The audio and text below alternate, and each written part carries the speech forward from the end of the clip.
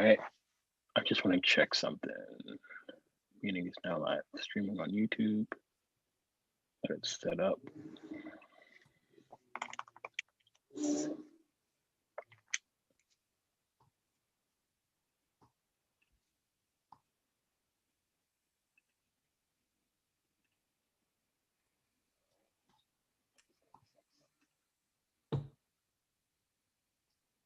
Did you hear me clear?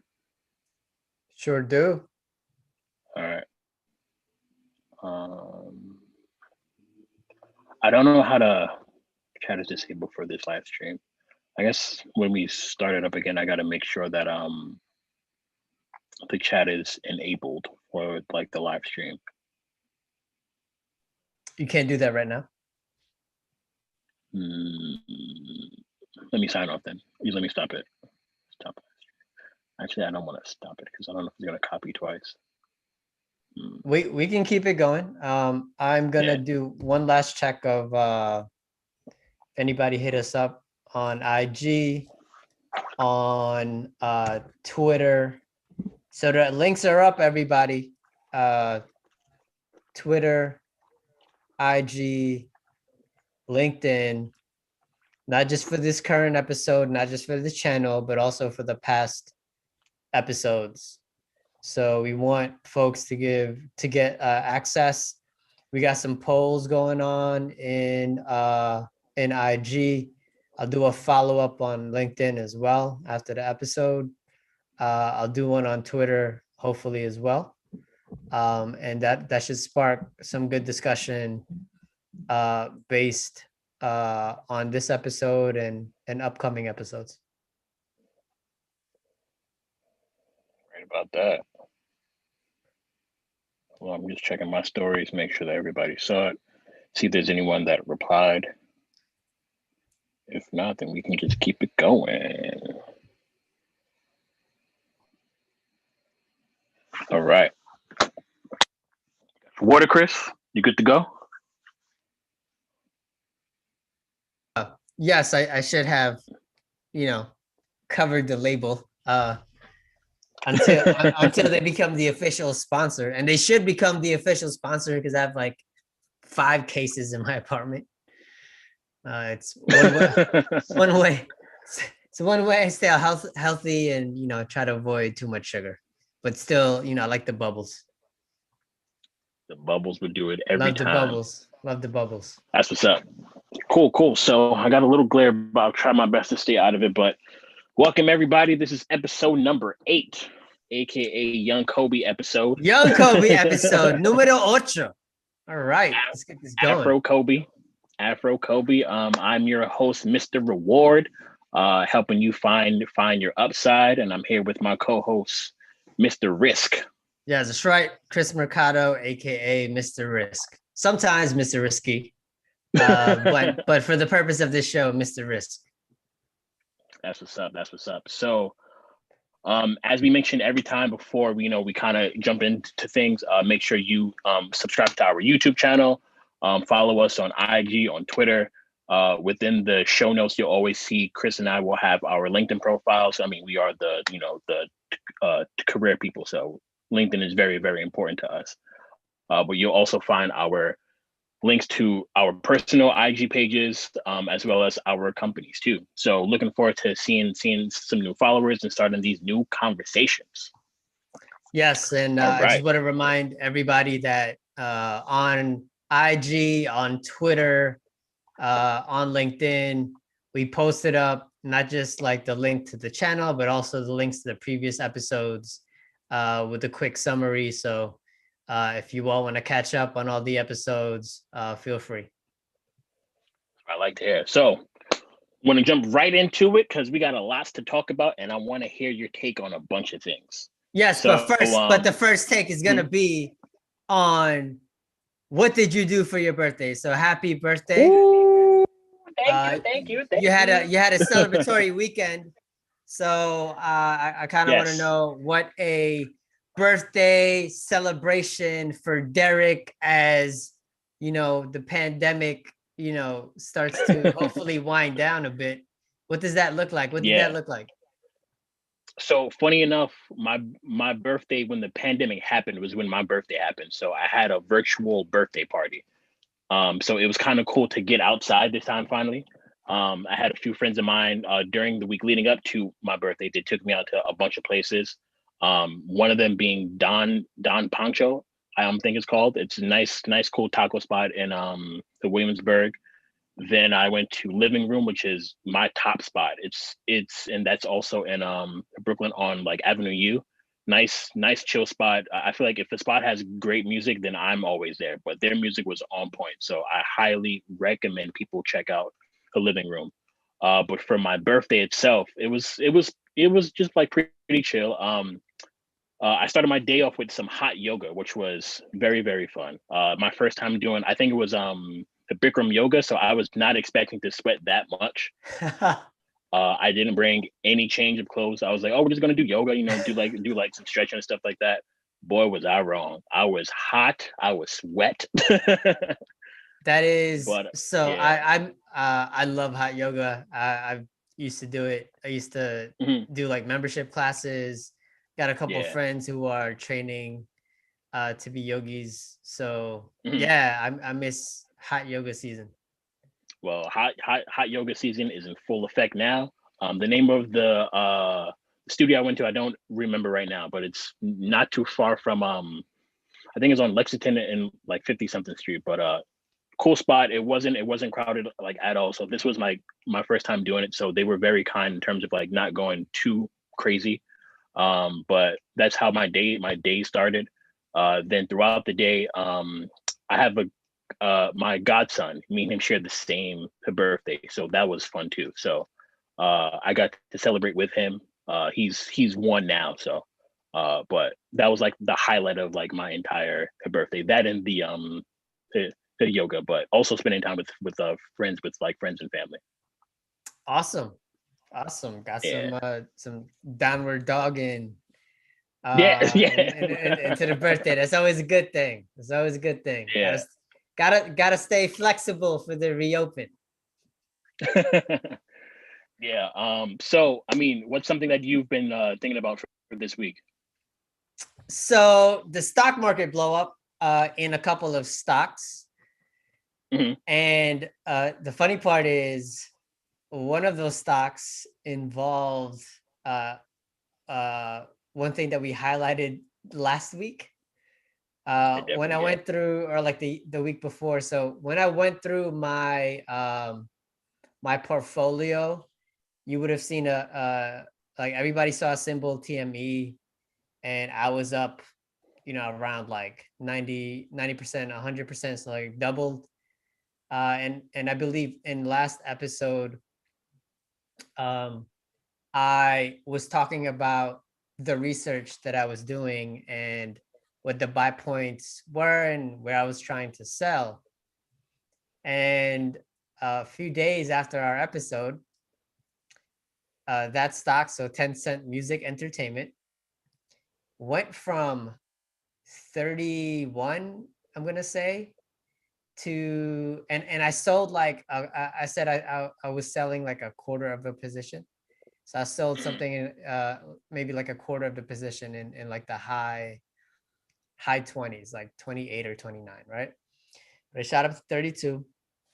I put in orders to sell some more. It didn't hit, but towards Thursday and Friday, first it went down to 25, right? So 32 to Mhm. 25. That's like ouch. But I'm still good, I'm still up by a lot. And then it went from 25 to 18. And I was like, well, hold up. Because I entered the stock around like the 14s and 15s. I was like, it dipped down to 18. And come to find out, there is a family office, or like this private family hedge fund that made some serious bets. And when I say serious, from the reporting that I've heard from David Faber on CNBC, that this one family fund, which is led by one guy, an Asian dude, and I'm trying to root for as many Asians as possible. But if you're But I'm not one of those. I root for everyone Asian. I root for everyone who is just one thing. No, one core identity. No, I'm a principled person, and I will not root for anyone who used leverage, like super leverage, and was almost like so concentrated on these few stock names, to the point where he must have had maybe 10 to 15% of the entire stock available of these companies. That one fund, essentially like one person, right, has 10 to 15% of a company's stock. That's nuts. Like, think of all the people in the world who get involved in stocks, right? This one person had 10 to 15%, but he did it on margin, which literally means I ain't got the money, so I'm gonna ask these big banks to send me some of the money. And the way he seemed to do it was through something called swaps. So you wouldn't see like these purchases as like the way you and I would purchase it. And then, because once you get to a certain amount where you hold such a large percentage of a company's stock, you have to disclose this, right? You have to report this. But he did it in a way that circumvents that through swaps. And there are allegations that he may not have been truthful with some of the companies, like big banks like Credit Suisse, Goldman, that allowed him to do the swaps, that allowed him to invest or trade in margin. And a margin call is what happened. They were like, nope, we want that money back, right? And this happened a little bit after like Viacom CBS did like their secondary offering, so that made a dip. But what happened was, if a margin call happens and you ain't got the money, you're forced to sell. So this dude sold 1 billion shares of stock through so it's Goldman that did the initial ones. So right now there are like millions and billions of shares of stock being traded as like a bundle at once. So Viacom went from 92, it's now at 46 in 3 days. And it's nothing fundamental, right? First of all, it shouldn't have run up all that much. So that wasn't fundamental either. And it sure as hell isn't fundamental on the way down. So this dude blew up. He blew up my position. So I went from 100% gain in 10-cent music to like a 20% gain. So I'm kind of tight at the dude, but like, I think most of it has been revealed, but there's probably more. There's probably some secondary effects. Some of the big banks like Credit Suisse have reported like, hey, we're going to take a financial hit from this. So there's one dude, again, literally what happened is at the core of why we are doing this show. This guy went against all of our principles to minimize the downside, right? And yes, he did find the upside, but he went way excessively just only looking at the upside, right? Yeah. And ruined it for a lot of people, a lot of companies, and myself. So he's not on my Christmas gift list. Yeah, he found reward and thought only that, nothing else. and there's a takeaway from our previous lessons that have, maybe touched upon investing and trading. Do not concentrate in like one or two positions, like all of your money. 2, if you ain't got the money, don't do stuff on margin, right? You're just adding to like unreal risk. And if something bad happens like this is what happens. So that fund is getting closed down. Dude has already been arrested before, or like fined or whatever. So I'm pretty sure something like that might creep up, or at least the case. So like please don't admire a guy who, yes, can make tons of money on the way up, but lose it all in one shot. Yeah. Not a hero. Not a hero. Not a hero. And not on your Christmas list either. Yeah. Yeah, it's like that's wild. Like I didn't know the full story. Just hearing you talk about it is just like, yeesh. The fact that he was able to get that much money from like banks and he had that much power within like the market itself, I think is wild. Like 10 to 15% of one company, like that's only for like owners and stuff like that. I think. I mean, do even owners or like founders have like that much stock? By the time they become mature, probably not. Yeah. Yeah. So yeah. That's nuts to me. Yeah. So that's my weekly rewind, and maybe I'm a little bit passionate about it because one, I got a slight fever, and two, I lost some money because of that dude. Yeah. Lots of money. Well, not lots of money, but you definitely took a dip, which isn't cool. Cool. Well, that's our weekly rewind. I was well informed. Thank you for that, Cris. Definitely found that upside. With kind of just not glorifying people like that at all. I mean, I know I'm Mr. Reward, so I'm always thinking about how much we can possibly go. But the fact that he's not thinking about everybody else and he's not playing the stock market right, or not being I guess having that sense of caring of other people, which is like trash. So I know he's definitely going to be fine. I know you said that the fund is going to be closed, so let's see what else happens to him, and hopefully they kind of make sure that this doesn't happen ever again. Yes. Awesome. All right, so let's move on to the main topic. I'm very excited to talk about this because you had a very eventful weekend. That kind of leads into this topic. So you mind if you want to just take the lead in terms of what you've done this weekend? Sure. Well, first of all, our main topic is vaccines. So should businesses require their employees to be vaccinated?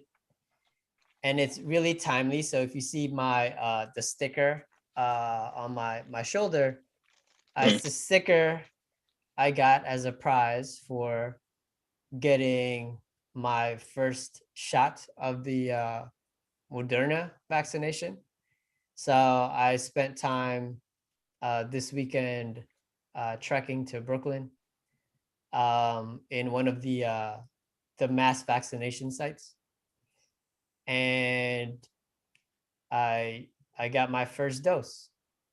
It was a really seamless kind of like process. So the way it went is I was researching online, and I used a Twitter account called TurboVax, which would tweet out the sites that were available for New York City. So I found one, I want to say early last week, and I had mine scheduled for this weekend. I had to bring some state government ID.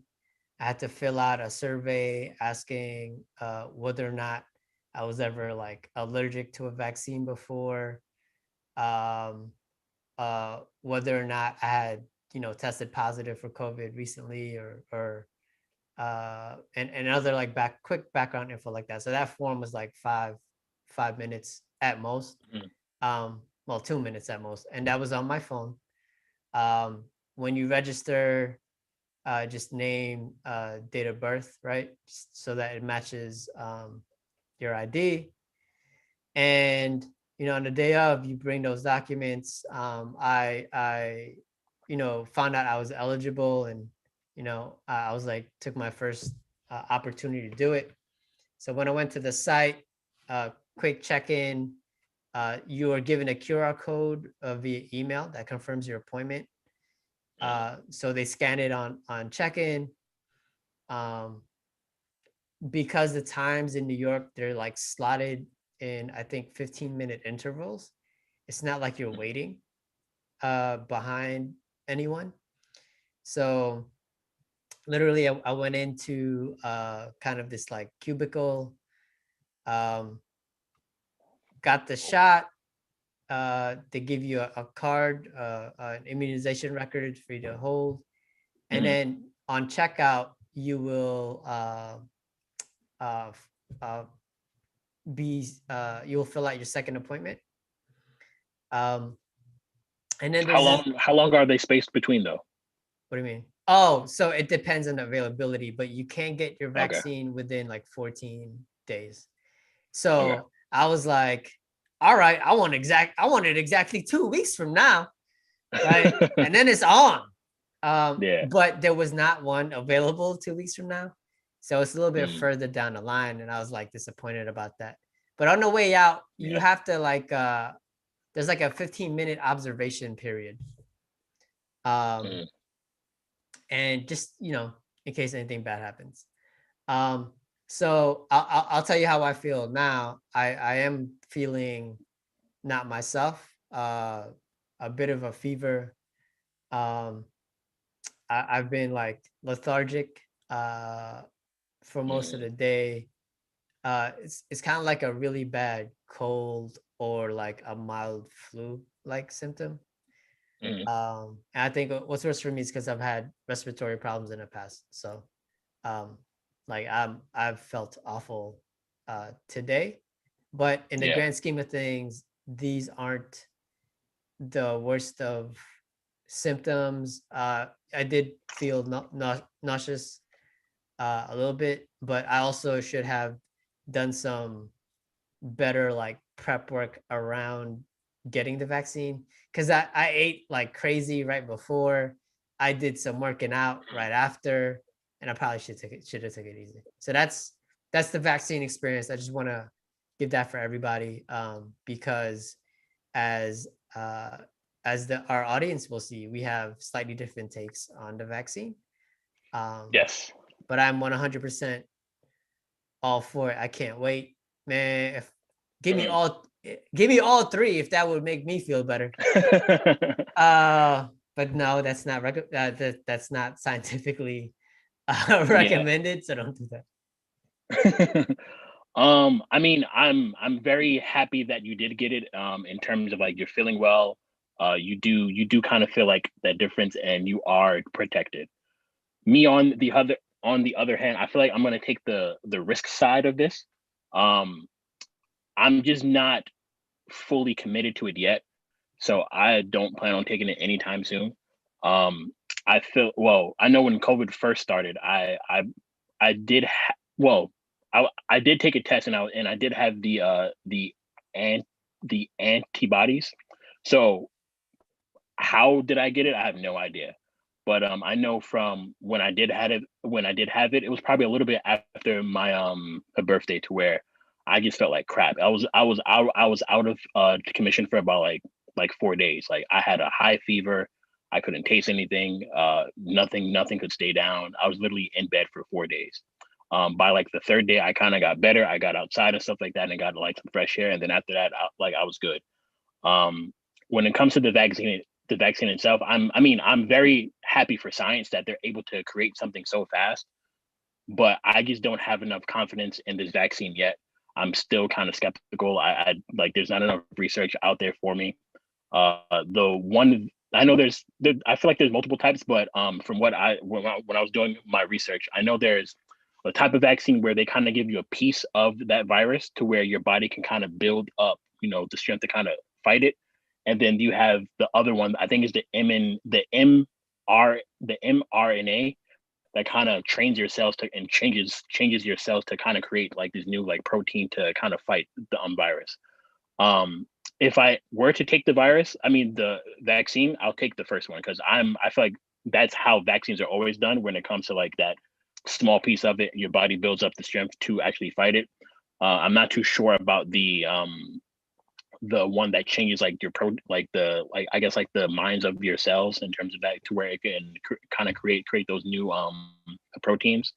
I just need a little bit more time just to kind of see what's happening.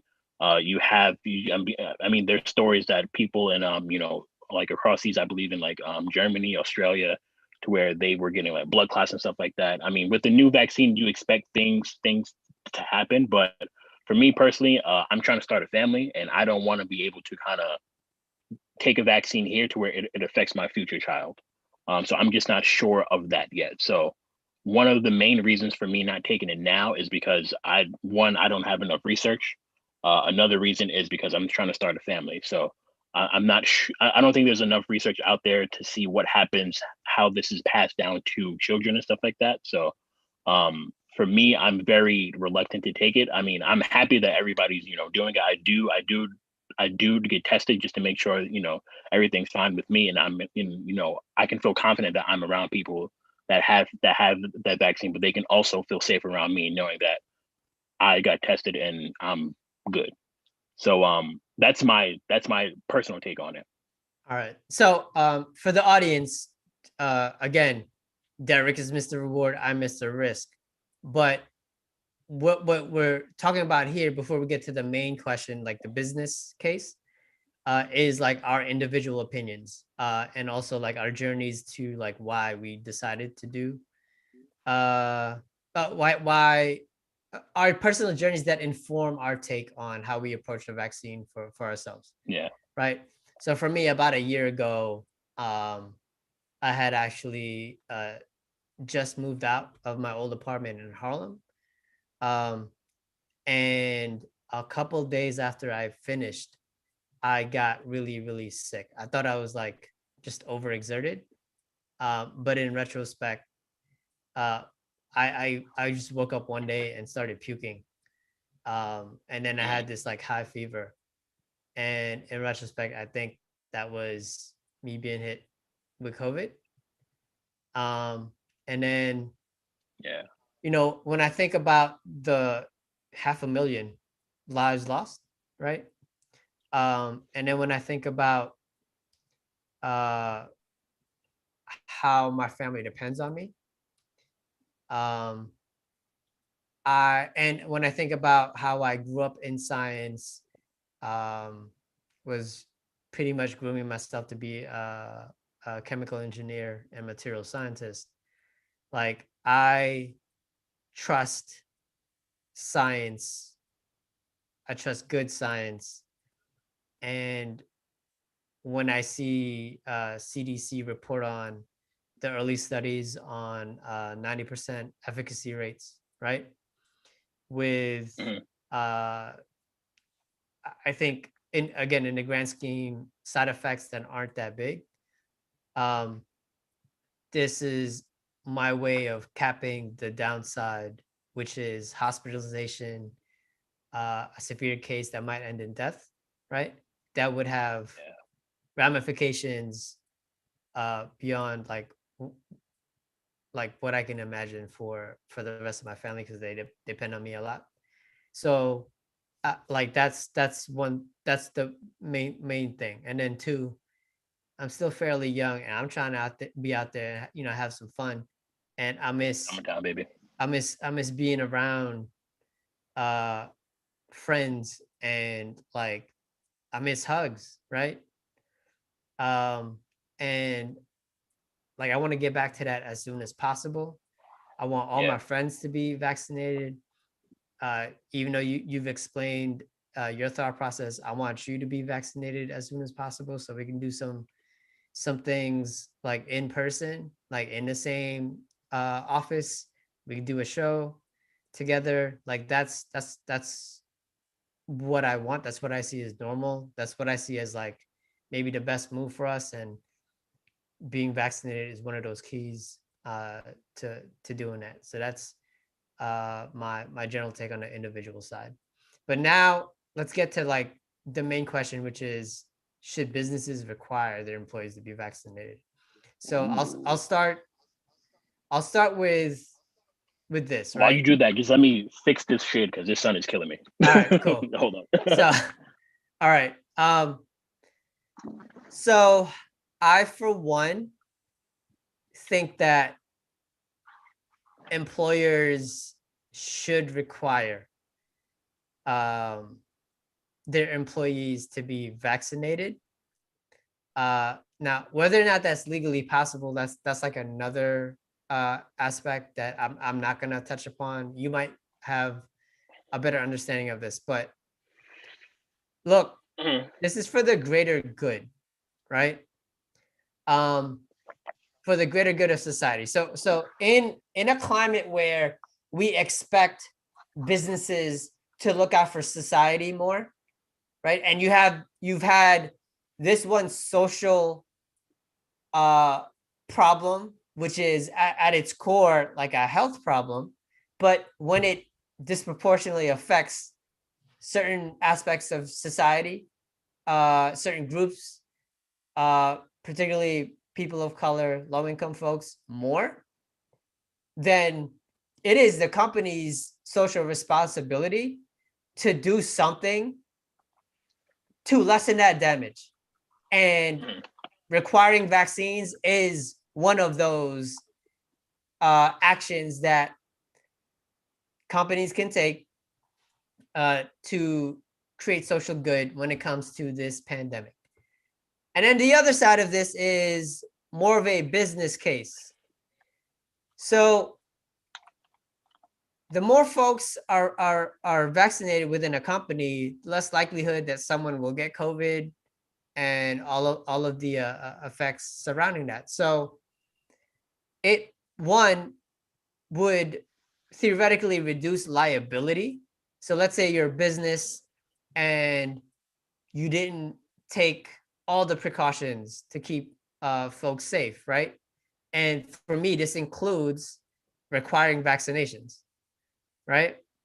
And it's not like, you could say like, this is one of the requirements, at least from my perspective, this is one of the requirements. And, I understand people's concerns, but if there's no health exceptions to someone getting the vaccine, right? Then for me, like as a business owner, it would actually like limit liability in case folks got COVID under, let's say, my watch, right? Or under another CEO's watch. Because like the workplace wasn't, safe enough. So that's how I see it. And two, the healthier your employees are, then the more productive they can be, the more happy they can be with the work that they're doing.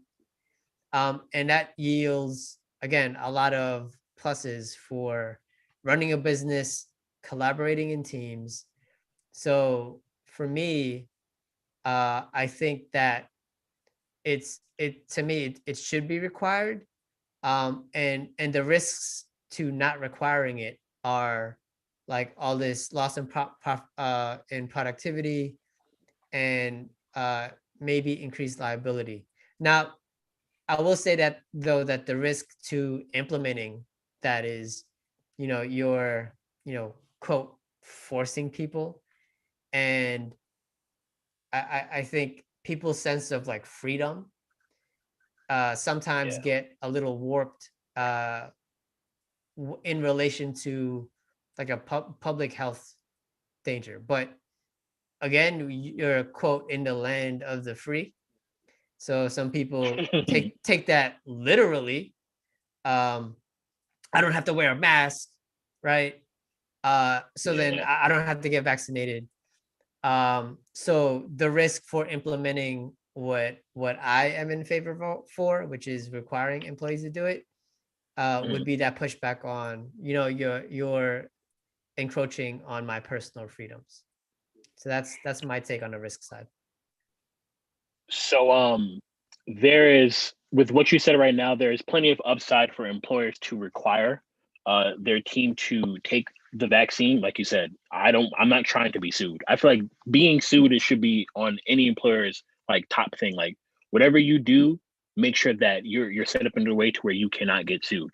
And the last thing any employer needs is one to say like, this employee was working with, this client, and this client has COVID and that client died. That's the last thing anybody wants to hear. However, I will say, I feel like the vaccine should be required for certain kinds of companies. If you're a type of company to where you're constantly, in the face of the public, like a restaurant or something like that, things like, jobs like that, I think they should require it. However, for, roles like us where we're not really, I mean, for us, we do talk to people, but our jobs can be done from home. It's not that we need to always speak with people. If anything, we can have a Zoom call, we can have a phone call. So I don't think, we should be required to take it. And you touched on like a very, very good point that a lot of people are, one, they don't want to be told what I'm to do. But also there is like an HR component that, kind of talks about how companies should handle COVID. So back in February, I wrote this article basically around the same topic. Should employers require their employees to take the vaccine? When I first wrote this article, the EEOC, the Equal Employment Opportunity Commission, them themselves, they were like, we don't know. It should be up to the employee or to the employer to actually choose that. So employers and people from SHRM were trying to get guidance always from them, like what should we do? So one of the solutions that they came up with was that employers, they won't require you to take it, but however, they will inform you about it and kind of create, little perks for people to actually take it. So let's say, for instance, your job would give you like a day off, or they'll, give you like hours set aside for you to take that the vaccine.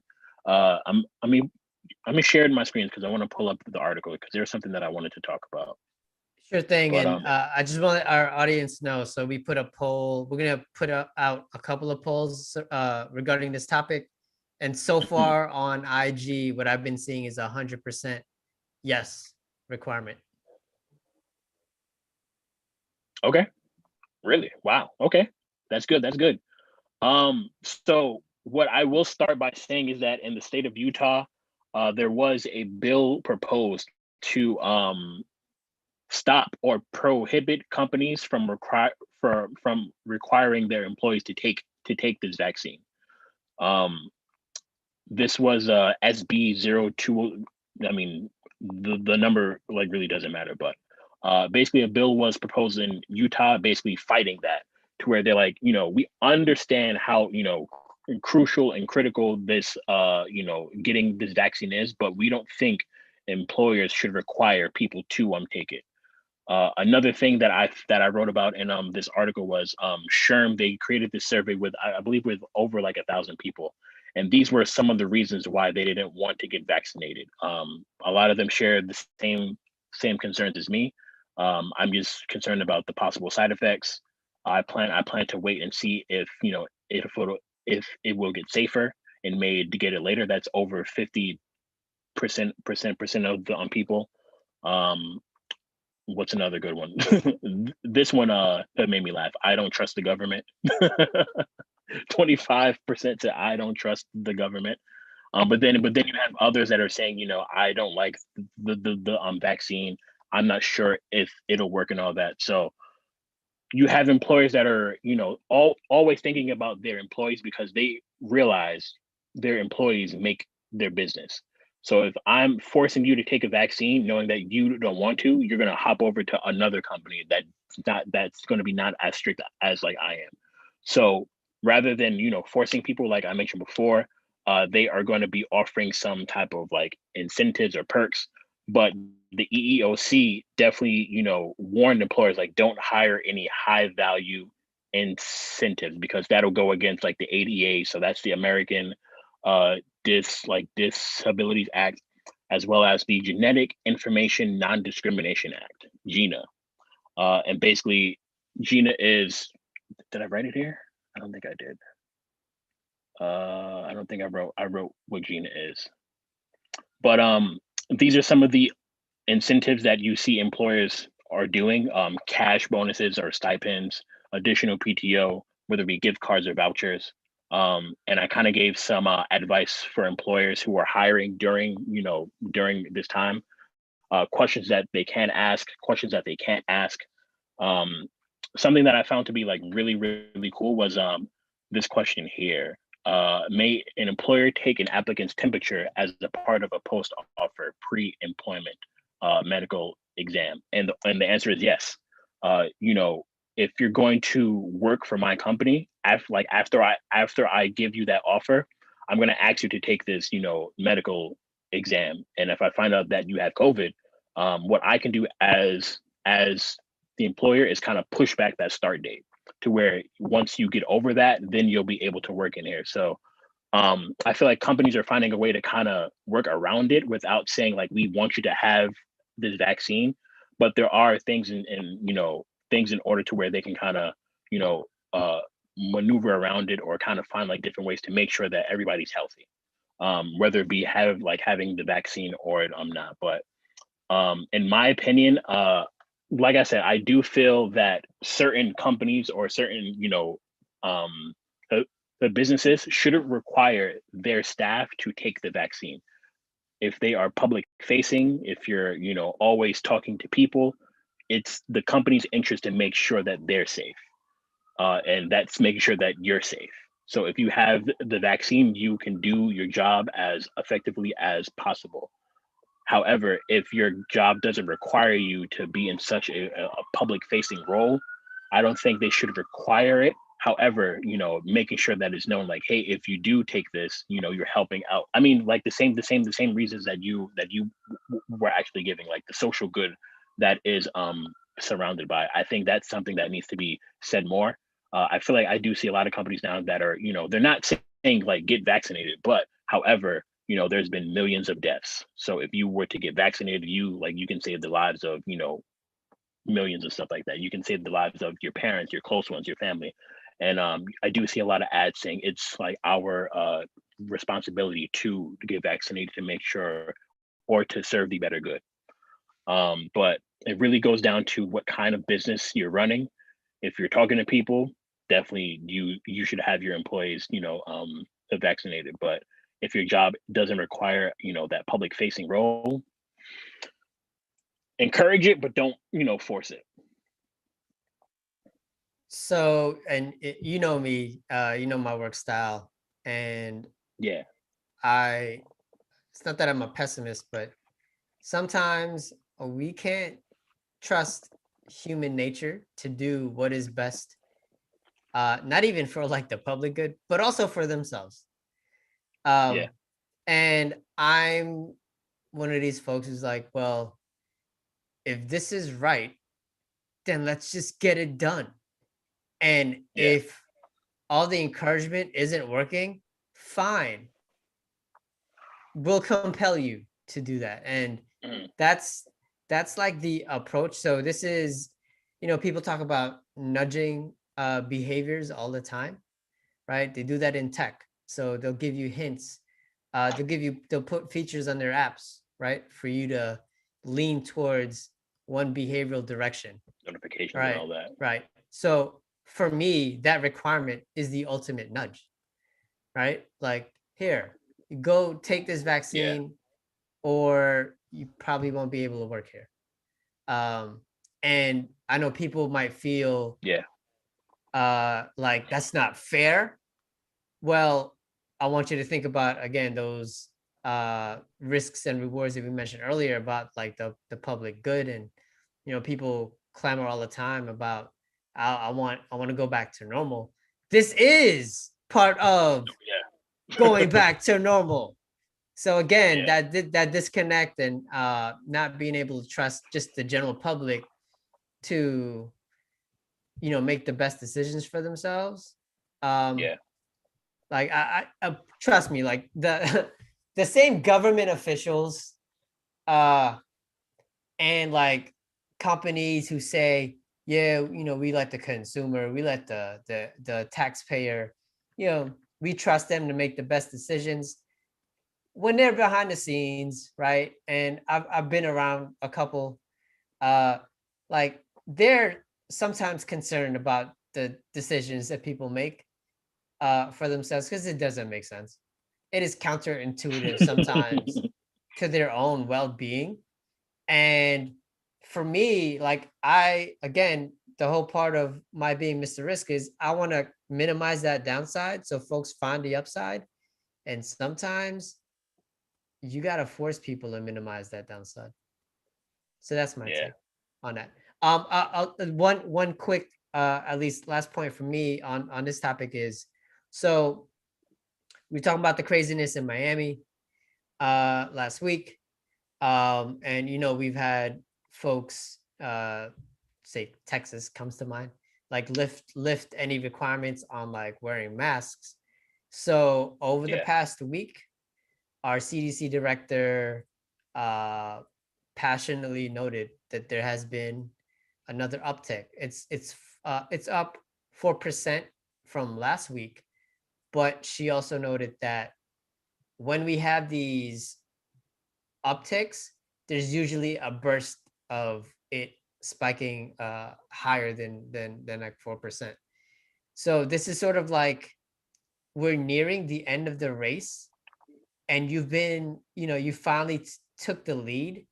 And when you took the lead, you have like a quarter of a mile left, but then you start slowing down because you took the lead. That's what this sounds like, America.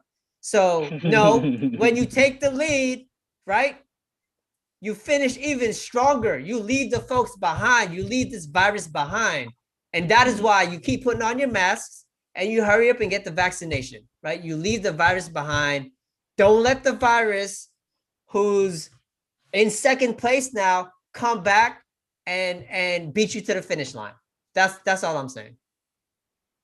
Yeah, I mean, truthfully, the virus isn't going anywhere. I think now that there's different variants out, I'm pretty sure by next year we're gonna have another COVID variant and stuff like that. So, we need to find. I mean, the vaccine is a start, but I think there needs to be something else to kind of put faith in the vaccine itself. Like, I mean, for people like me, I just don't. I don't want to say like I don't trust it yet. I'm just not sure of it yet. I want to see more before I put this into my body, because I took the flu shot one time and it was the worst thing I've ever done. I was like to the point where like I feel like I almost died. Like that's how sick I got. And after that, I was like, you know what? I'm just going to make sure I'm going to do everything I can to not get sick again. And I feel like, the little things like washing your hands, like stop touching your face, like that helps a lot. And the fact that that's like something that people are saying now, I'm like, what were you doing before? Like you wasn't using hand sanitizer before? You were never washing your hands before? Dirty. like you're the reason why. Like that was like when people I really started looking at other people's behaviors. Like when I see people go into the bathroom, I'm like, wait, that was mad quick. Or like when I'm using a stall and some dude is leaving the bathroom and like they do the quick 2-second run your hand under the water. Like what is that doing? It's just it's like a beach party for the germs. Like you're not getting rid of it. Yeah, I mean, I just want to yell at them, but like, there's also some crazy folks in New York. I'm not, like all I know is like I'm not going any near where that dude is going, because like how who dates a guy that does that? Like I don't even understand it. Like what? That's just nasty. And then I think it's been highlighted during the pandemic, but habits are like they stay with you. That's what makes a person, right? And if you practice good habits, you'll increase your shot at like a wonderful life. Yeah, exactly. So these new habits that people are learning now, I'm just like, what were you doing before? So that part about COVID like amazes me, and it makes me think like people are dirty. People are just dirty sometimes. But yeah, I mean, just going back to the point that you mentioned. Once I can kind of see how it affects, like I said, my main thing is I want to have children, and I'm just not sure how that affects people yet. So once I get clarity on or like more research on that, then I'm sign me up for both shots, one shot, two shots, three shots. It sounds like a Dr. Seuss book, but sign me up for that once I get my clarity on how this affects people who will plan to have children as well. But once that until that's done, I'm going to continue to wear my mask wherever I go, whether it be to the store, to a friend's house and stuff like that. I'll have my mask on. I'll let people know that when I tested is negative, just so they can feel safe. But that's I feel like me doing that is helping because I'm very aware of like what's happening. But eventually, I'm gonna take that step to get that vaccine just once I feel confident about it. So what I appreciate about this is that you're not some anti-vax nut. Like this is Oh no, no. yeah, this is the most reasoned argument I've heard on why I'm holding off on the vaccine. And I really appreciate that because the stuff I hear from other folks just doesn't make any sense. So like you have literally convinced Baby me. fetuses in it, something like that. in your reasoning, you have actually helped me soften my stance a little bit. Well done. Find the upside. Well done. Well done. Well done. Kudos to you. I appreciate that. So final thoughts that I have on this. Like I said, employers, if you're a public facing company, if you have your team members that are talking to just being around public, definitely require them to get back to get that vaccine. But if they're not, I think you should leave that choice up to them. However, encourage it so you have your whole team that's vaccinated. But also stay on top to what the EEOC is saying, because I mean I feel like they change or they add something new like every day. So make sure that whenever you're hiring people, especially during like this time, that you're asking the right questions. Because if you ask one simple question that like a new hire doesn't like and they report that, that is your ass. So make sure that you're staying on top of the types of questions that you can ask, the questions you can't ask, and just making sure that everybody is honest and upfront on the employer side. Good points. One last note on this. I just got a text from a doctor friend, and she reminded me, Cris, you cannot schedule your second vaccine and a date on the same night. So I'm out here, trying to rush things and get that second one so I can get back to normal. But yes, there's a waiting period till you're fully vaccinated. She also did say for the second shot, you might want to consider taking a day off. So the side effects should be worse. Okay, good to know. All right. Audience, please let us know like your thoughts. I would definitely love to hear what everybody's thinking.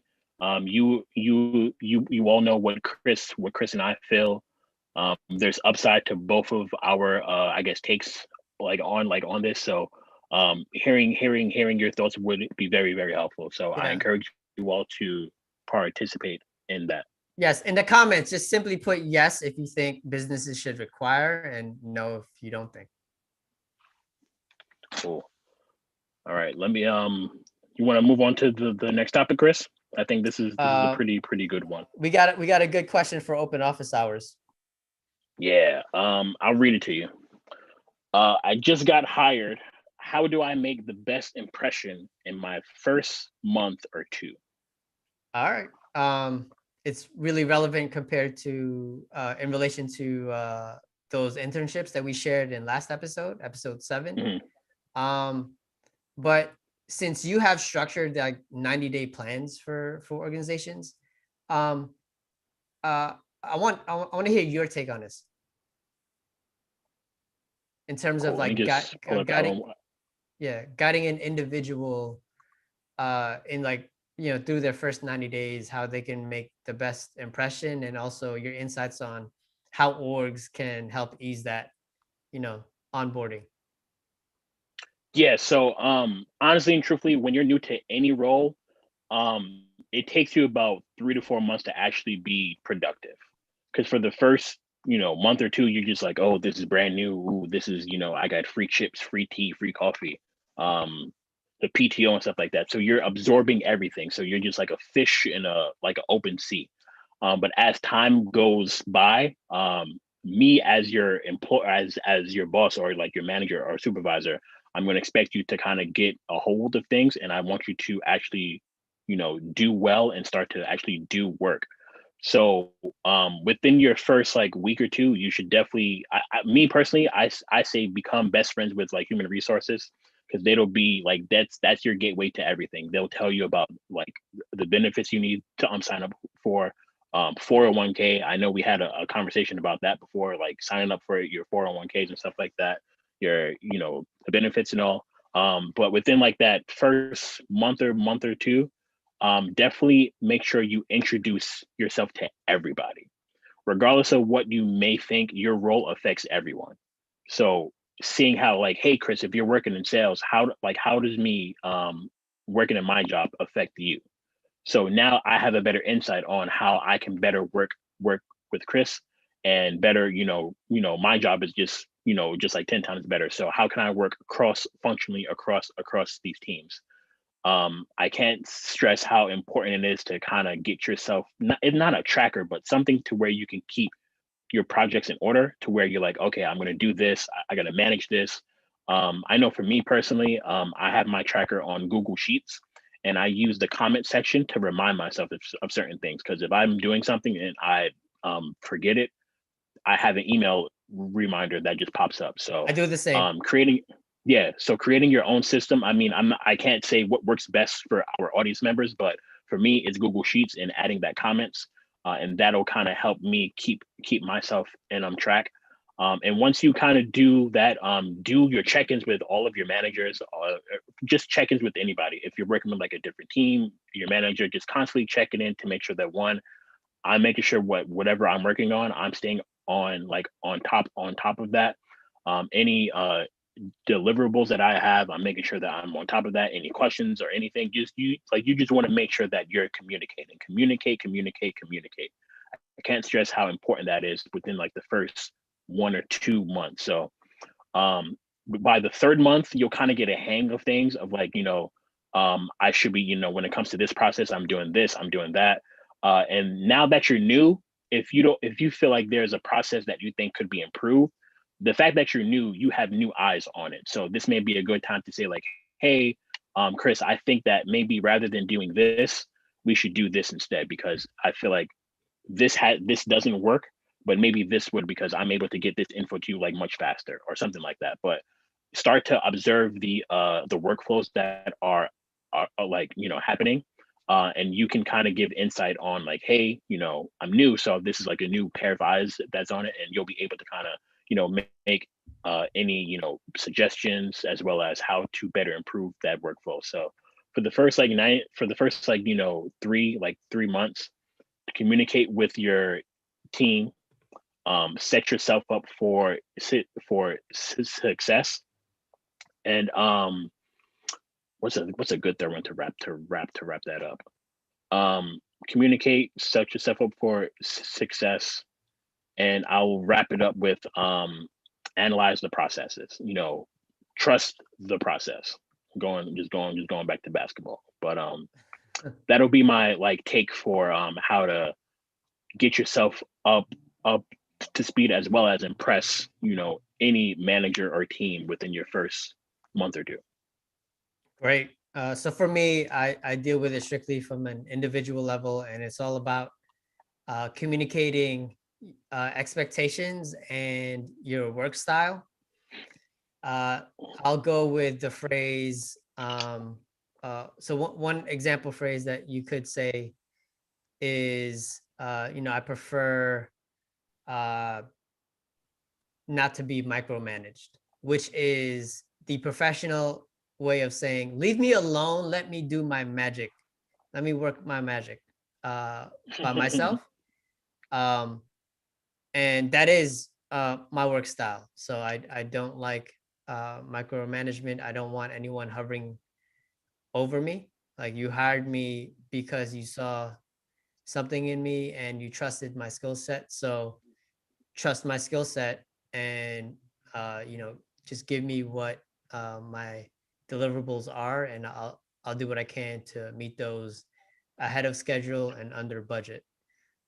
So if you're that kind of person, you can communicate that style. If you are someone who would like that helping hand, particularly in the first 3 months or so, then communicate that with your direct supervisor, maybe even your teammates. And that way folks will have expectations as far as your work style. But there are other expectations you should set. If you are someone who does not check anything work related during certain periods of time in the evening, either before work or after work, you let your team know as well.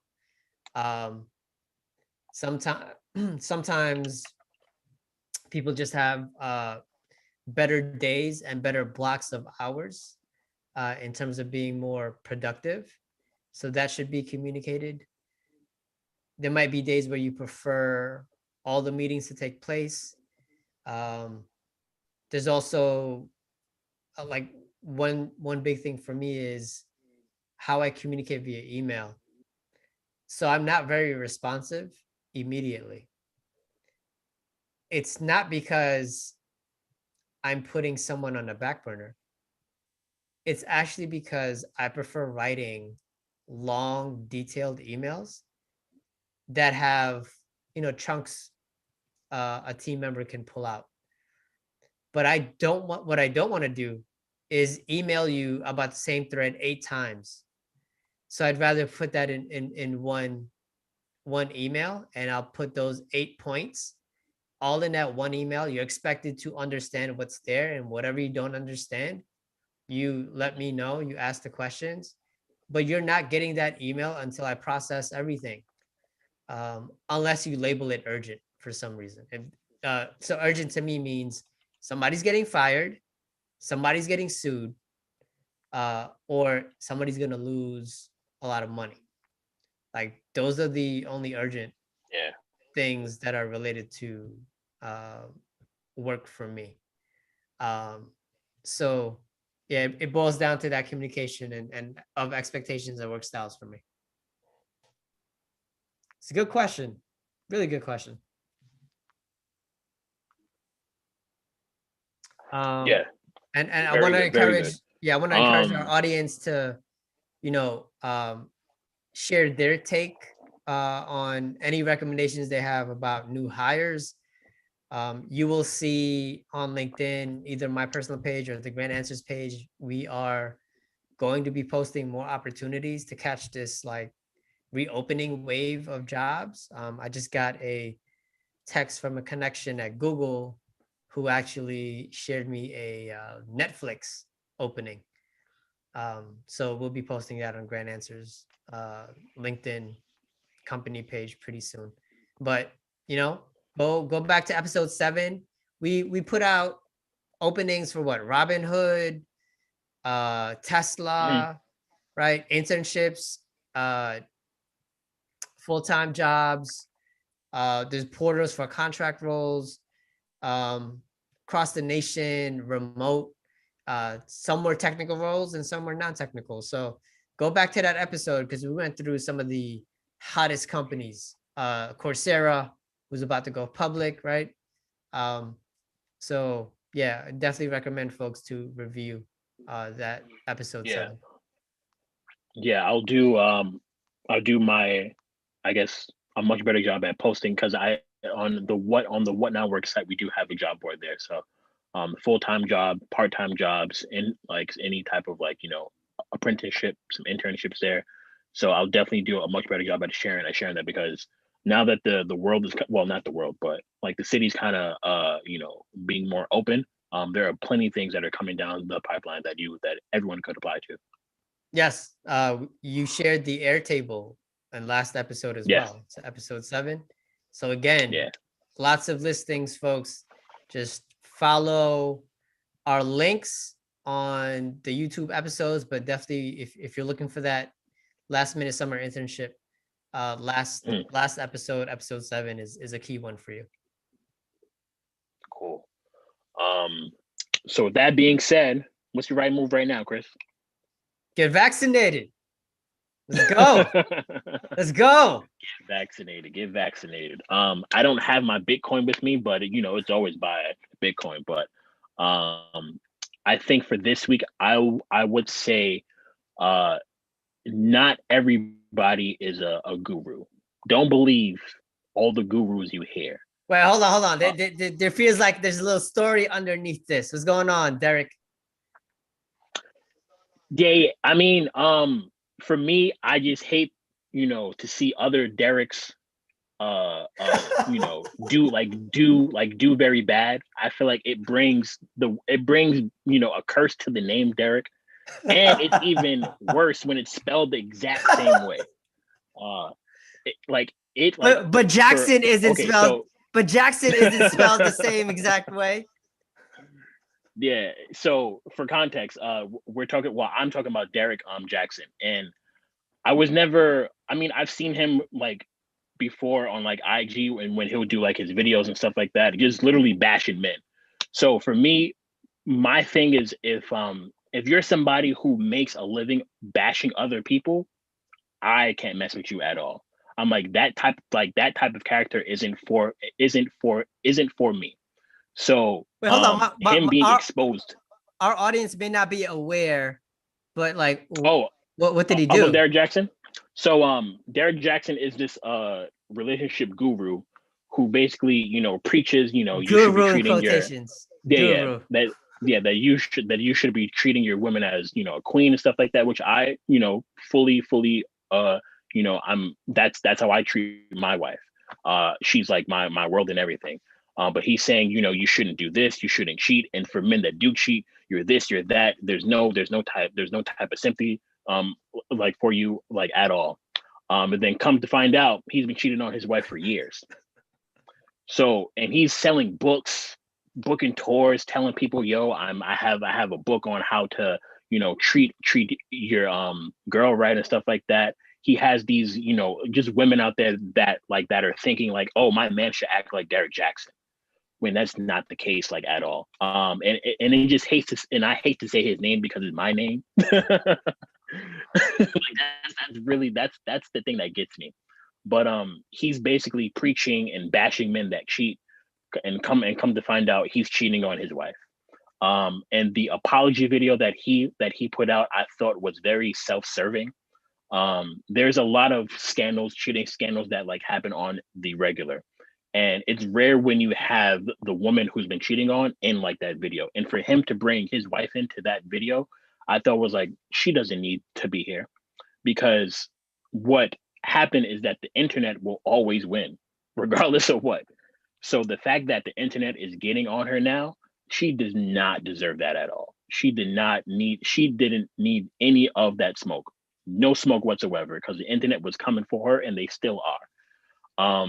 So with that being said, I feel like if there's a guru or anybody that you follow, don't be afraid to question them. Even when it comes to Cris and I, don't be afraid to question us. We want all the smoke. Bring us the smoke. We would love to talk about it.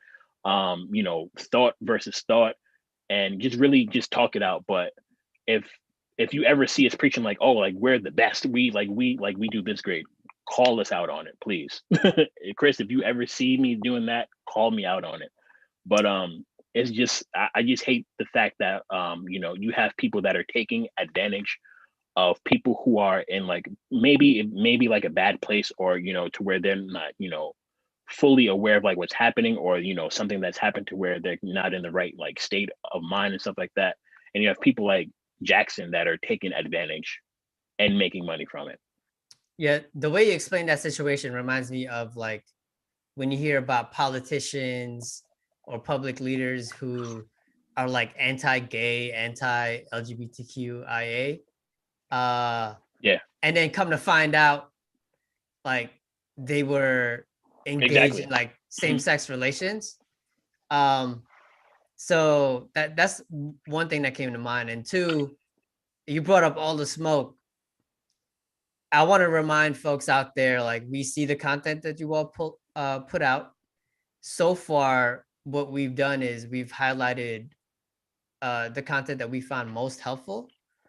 But we will not be afraid to come at your ideas if they are very misleading, flawed, or not based in actual performance. So when I share like my portfolio, it's to give you all some social proof that, look, I'm not just talking like about stocks wildly. Like, you saw what I own and the performance. So anytime, anytime you hear advice from anyone, ask yourself, well, what results have they gotten? So when Derrick and I give advice in the career or professional realm, or like workforce development, we said this in like the first few episodes in our intros. Like, we have all the receipts to back it up. I can back it up from college access, from serving Black and Latino youth and young professionals. We can back it up in tech.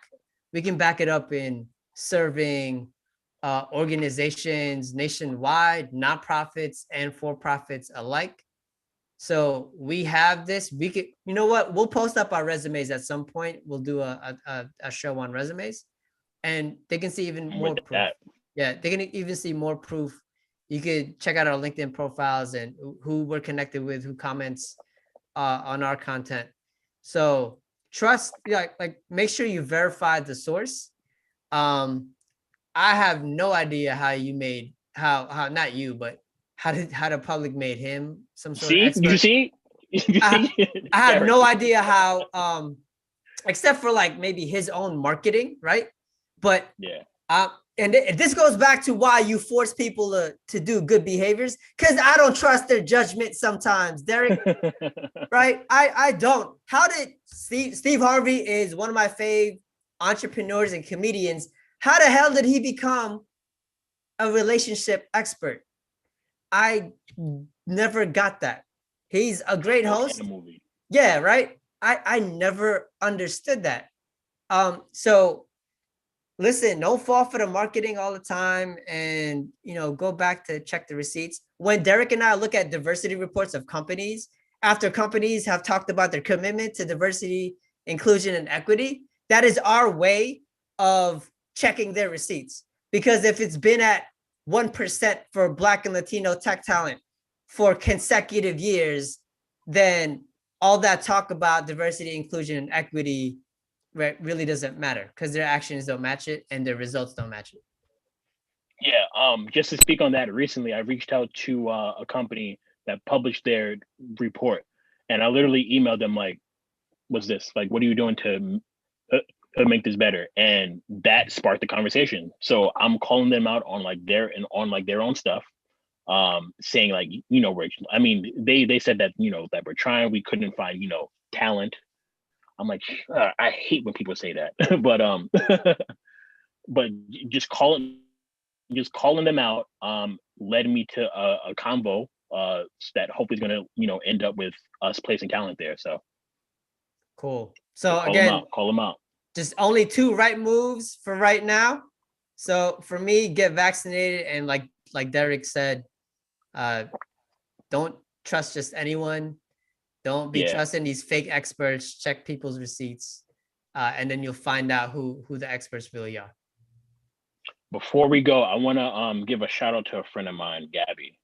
I think it was when we were talking about the college planning, and I mentioned how going to college, like you meet like those lifelong friends, and I would consider her a lifelong friend. It literally started from playing like DJ Hero.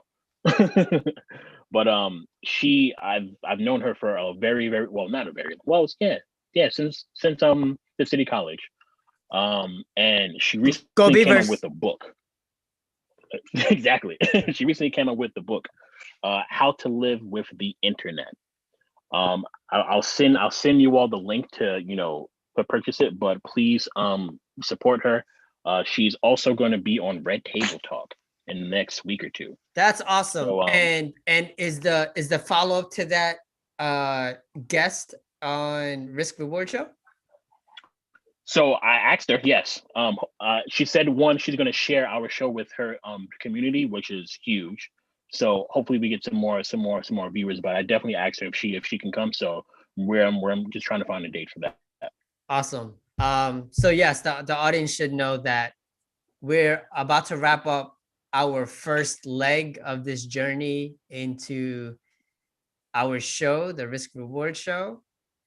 And the next leg is going to be one that features guests within our network. Yeah. I mean, Gabby's one person in mind, but I do have a couple of like other people that I think would be great guests. So excited to have that. Very much excited for that. It'll be a wide range of professions, career journeys. You'll see folks that look like you see folks that don't look like you. And you'll all be like better for it. I know we will too, just hearing some amazing stories. Yeah. So with that being said, follow us on YouTube, subscribe to our channel, follow all of our social media platforms, whether it be IG, Twitter. We don't have Facebook yet, but IG and Twitter. Yes. And that. Episode 9 is next week. I'm trying to think who had number 9. Was it Ikudawa? I think he had that in his Philly years. Yeah. But yeah, we could do some research.